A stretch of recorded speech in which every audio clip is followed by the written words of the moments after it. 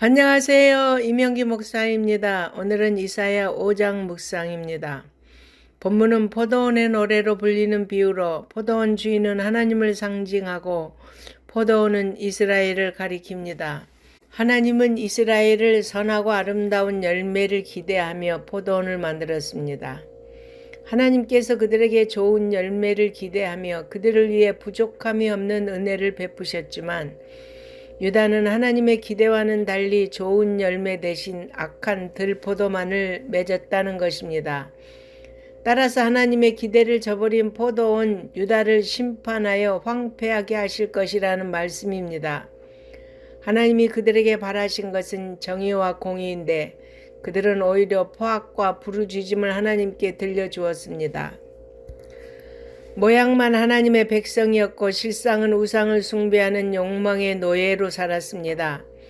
하나님의 기대를 저버리고 포악한 열매만을 맺은 그들을 하나님은 더 이상 보호하지 않으시고 그 땅이 이방 나라의 침략을 받아 황폐하게 되도록 버려두신다는 심판의 말씀입니다.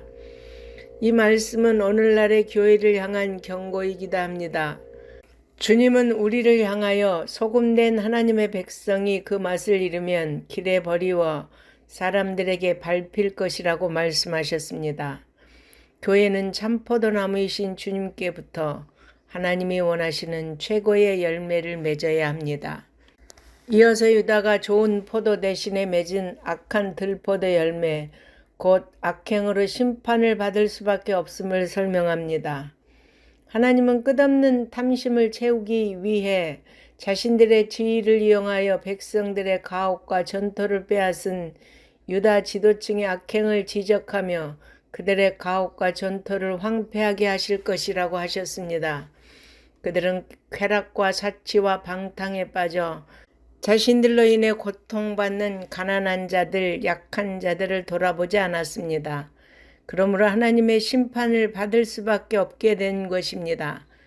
심판의 결과로 악인들의 땅은 과거의 사치와 향락의 자리로서 화려했다 할지라도 다 무너지고 양들을 방목하는 초장으로 전락할 것이며 부자들이 소유했던 밭은 유리하는 자들, 곧 그 땅에 권한이 없는 이주민들의 차지가 될 것입니다.